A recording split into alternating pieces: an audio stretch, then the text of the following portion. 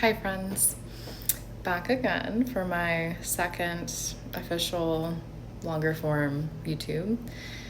I have some notes on what I want to talk about, but I first also just want to say thank you. I received some really kind and really thoughtful messages from a number of people, some that are really close in my circle and others that I may not know very well or may not have spoken to in quite a while, but just really, really strong encouragement and support. And that was cool to see. And a little bit in line with what I want to talk about today, which is the idea of kind of starting to shift my perspective and begin to view myself as more of a creative person or even an artist, which isn't really something I had ever allowed myself to play within throughout my life. I guess backing up, I think circa high school, maybe a little bit before, I think I did dabble and do things that were more creative. In high school, I was really into photography, but even then, I don't know if I fully put on the hat and saw myself as a creative person or a photographer or an artist. And I think in part where that comes from is the stigma that we have as a society around what it means to be an artist. It's very stigmatized as like an alternative path and a risky path. And so it was just something that I explored, and I did for my 6th area in the IB program that I did in high school. And I really enjoyed it, but I also never allowed myself to really consider it too deeply. I never really fully considered it as a realistic or sustainable career path, especially when I was trying to decide like what direction do I go in life. It wasn't something that I really felt that I had the freedom or flexibility to explore full on. And so I didn't. I think in high school, late high school, my frame of mind when I thought of what I wanted for my life was a little bit of like, I want to get married, have babies, maybe be a nurse, maybe do a little photography, like for fun, not really like a career. And then just kind of my life path ended up bringing me to the field of human factors based on my dad working at a university at the time that had a large human factors program. And I was drawn to that because I was working as a cashier and focused or felt interested in areas like efficiency and ergonomics and customer experience. So the field of human factors, which is focused on human performance and things like that, felt interesting. And then kind of learning about how it's utilized within healthcare, that really ended up being a cool marriage of, or a cool blend of those interests. And then I dated someone in college who really encouraged me to seek out and find a passion and what I was passionate about. And I honestly don't completely recall if that advice was purely focused on career or more in general, but I definitely took that advice more in the career trajectory, and I'm very grateful for it in some ways.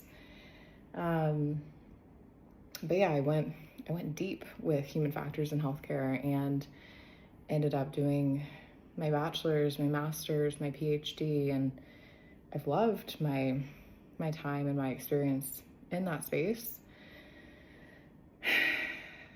And I also really fully fell or placed myself in the bucket of scientist, engineer, psychologist, and never, ever, ever touched or even looked at the bucket of creative or artist. That just very quickly and forever became a bucket that was like, that's not really for me. That's cool, but that's not my life. I'm just this pragmatic person that is doing this academic corporate thing. And yeah, now I'm finding myself in a place where I'm very intentionally carving out joy, pockets of peace, and allowing for exploration, allowing for grayness, and recognizing it doesn't have to be all of one thing, none of another. And I'm allowed to explore and play in other buckets. And part of what has brought me to this place is getting laid off a couple months ago. But even prior to that, part of what has brought me to this place is early 2023 going through kind of a pretty severe mental health moment and taking a medical leave of absence from work. And so yeah, I suppose in both of these instances, really in large part, not because I wanted to, not because I sought it out, but because I had this pause on this linear path I was on. Something wasn't working. And a couple years back, for physical health reasons, had to bench myself. And then now for a medley of factors. So neither of these times where I've stopped this kind of linear progression of work, produce, it wasn't really something I sought out, but it was truly something I needed and something that has given me so much and has allowed me to pour a lot back into myself and learn a lot about myself and explore a lot about myself too. And part of this current season that I'm in has been exploring the idea of creativity and creation just for the purpose of it, and not necessarily to create something great or to create something that can be monetized. That has been a really interesting thing to unlearn in our society, that I don't think it's just my brain, but my brain definitely has been wired for the whole, you need to work full time, and you also really need to have a side hustle. You need to be smart, you need to be diligent, you need to do the whole financial independence, retire early. You need to get on that, and you need to just work and work a little more. And to an extent, there's something to be said for financial literacy and financial independence.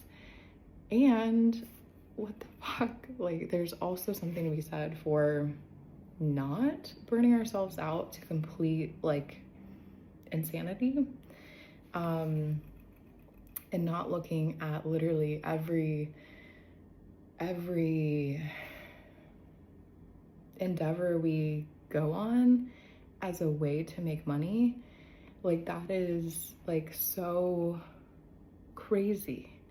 But that is how my brain was functioning. I literally, probably the first month or two of my unemployment or sabbatical journey, I literally feel like I had it in my head of like, okay, cool, but like this is fine. Like I can take a beat, I can take a moment, but really it's not gonna be like okay or cool or chill unless I come out of this with like having built my own business, having finished the books that I'm writing, or created something else new and amazing that can be like monetized and just like something.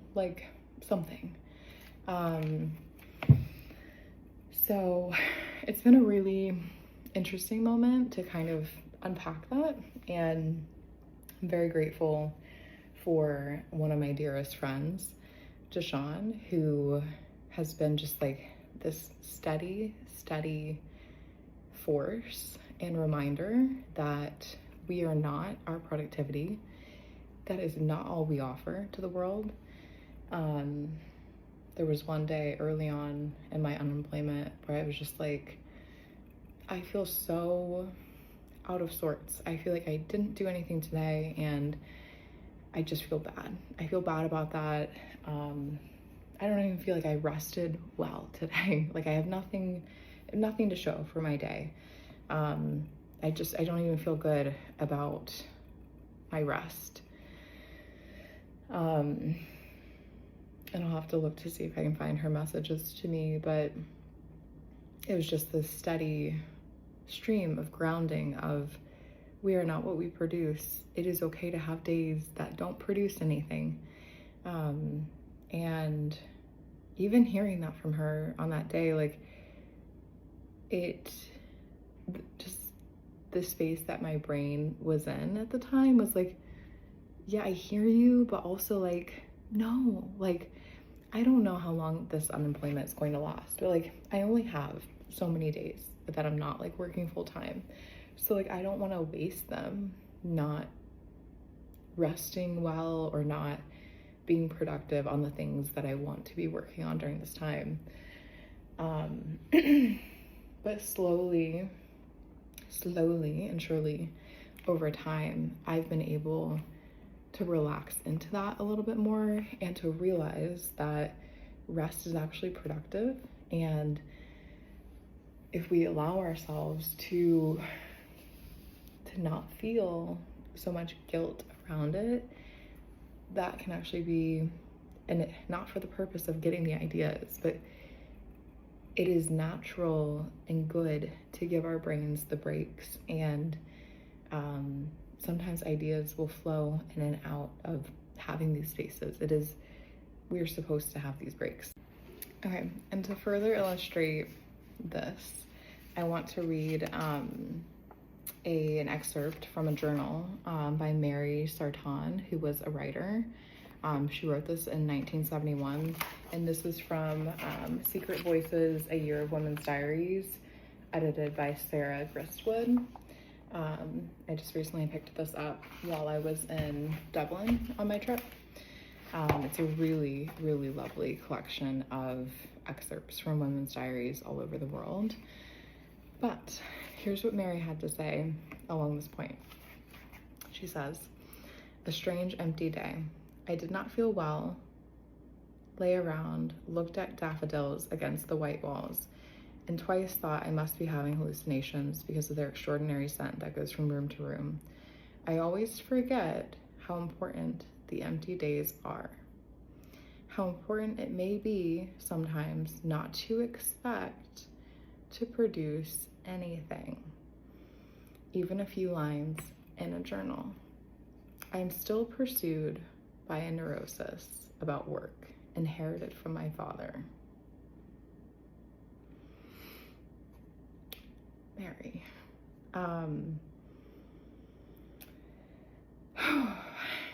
A day when one has not pushed oneself to the limit seems a damaging day. a sinful day. Not so, says Mary. The most valuable thing we can do for the psyche occasionally is to let it rest. Wander, live in the ever-changing light of a room, not try to be or do anything, whatever. Thank you, Queen. I love all that. Gorgeous, gorgeous reflections. So yes, I very much resonate with that. And like Mary, it has been a process of unlearning perhaps a neurosis of a constant need and obsession with working and producing. Toward the beginning of my sabbatical or time off, I looked into briefly the idea of a Sabbath and taking one day a week to purely rest. And I think that's really lovely and healthy. And I would challenge further of why just one? And I don't know. I'm just thinking out loud. I really do think the idea of being able to take more intentional time away from the hustle and bustle is good for us, to have time and space to reflect and have intentional thoughts and reflections away from our jobs, I think is really good. And that's where, as I've mentioned, I've had some of my more creative moments. So, diving back into some of my notes, disconnecting this obsession with work and monetizing hobbies and activities. It's not that deep. But I think it is that deep a little bit. And the reason that I felt that way is not for something that I made up on my own. I think it's inherent in our society because of reasons. And I'm just gonna leave it there for the moment. But I'm being very intentional about examining those reasons and where those things come from, and taking a moment to be like, wait a second, it doesn't have to be like that. There is enough, and I don't need to hurry, learn a new skill and try to monetize it. I get to play, I get to explore, I get to go slow. It is not that deep.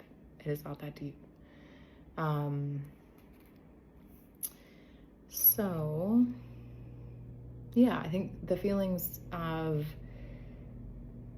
resting and taking time away being like inherently bad, sinful, like Mary said, or lazy, taking a moment, taking a beat to be like, where does that come from? Why do I feel that way? Who told me to feel that way? That's really interesting. Are we not allowed to rest? Like, are we not allowed to have creative pursuits? Like, as human beings, like, should we not be allowed to explore? Just a question. I'm just curious. Like, after all, like, we are humans, we're animals on this planet. Like, we should be able to do the things that humans get to do, like human things. I think we're existing on planet Earth. Why are we so caught up in producing? I just wonder.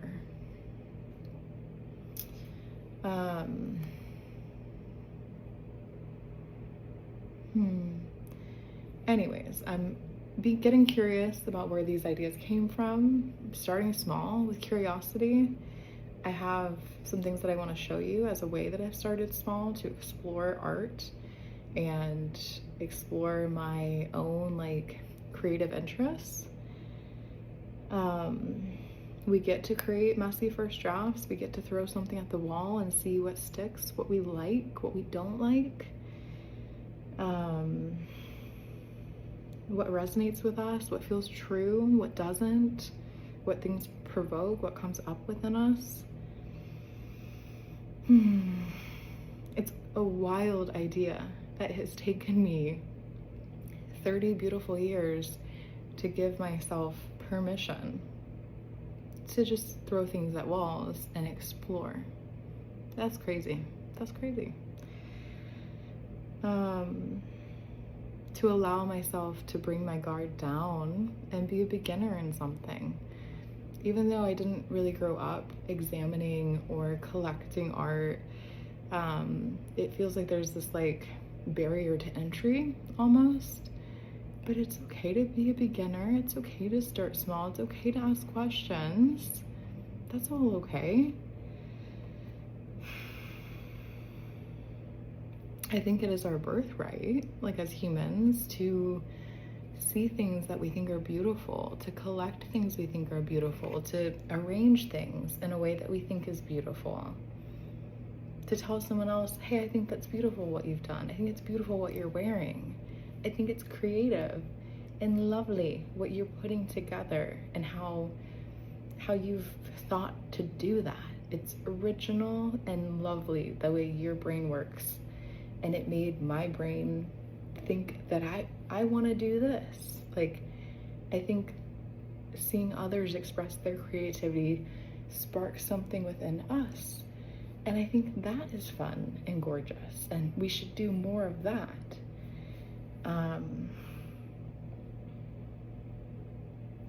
I think we're supposed to breathe, to exist, to dance, to sing, to hum, to talk, to create things that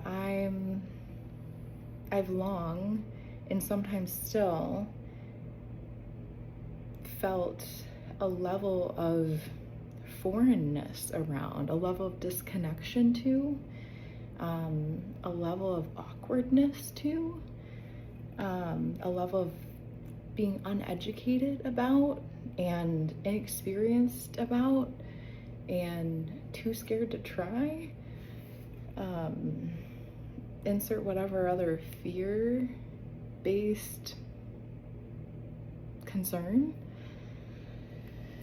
And I think that's the process that I'm in, is like, hold on, like don't feel worried, don't feel concerned.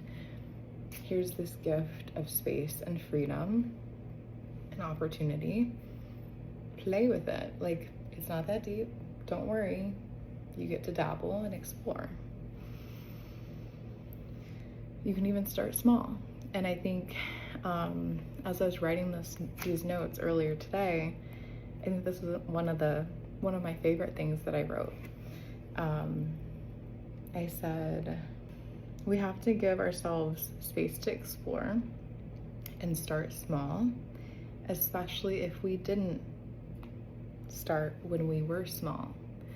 So if you didn't naturally grow up being exposed to art and dance and song and creative expression, if those things weren't naturally part of your environment and encouraged when you were small, it's okay if you're just now getting into them. And if it feels a little spooky, a little scary, you can take it slow and start small. So with that, I want to share one of the ways I've started small, just in trying to learn like what type of art do I like. It's been a neat way for me to explore while I've been traveling, and that's been going to like secondhand shops in the different cities that I visited, or like museums, and collecting like either small prints of art or postcards. And ultimately, I'm not totally sure where they're going to land, somewhere in my home or otherwise.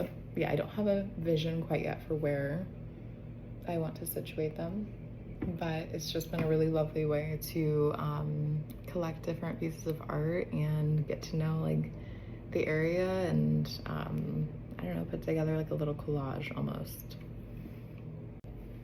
Okay, so these are some of the ones that I picked up when I was in a little outside of Brunnen, Switzerland, a secondhand store. So kind of a medley of some color and black and white. And I will kind of situate these into a collage and insert like a photo of that. These next ones were from a pop-up art show in Zurich, and I'll tag the artist who I got to meet. This was her grandmother's home in Italy. Really lovely to meet her. Okay. And then these I found in a secondhand store in Zurich, and I actually got to go to this park and do a little walking around and grounding. It was a rainy evening. And I apologize, these were not in Zurich, these were in Amsterdam. And then these I got at the Natural History Museum in London while I was there. And then lastly, these I found in a secondhand store. This is actually kind of similar to this here. In Dublin, while I was looking for a new suitcase since my suitcase wheel broke. And I really enjoyed looking through all of the ones that they had. So yeah, I will take a photo tomorrow when the sun is back out of these to share with you kind of my vision and how I like to situate them together. Just a really fun way to explore art, and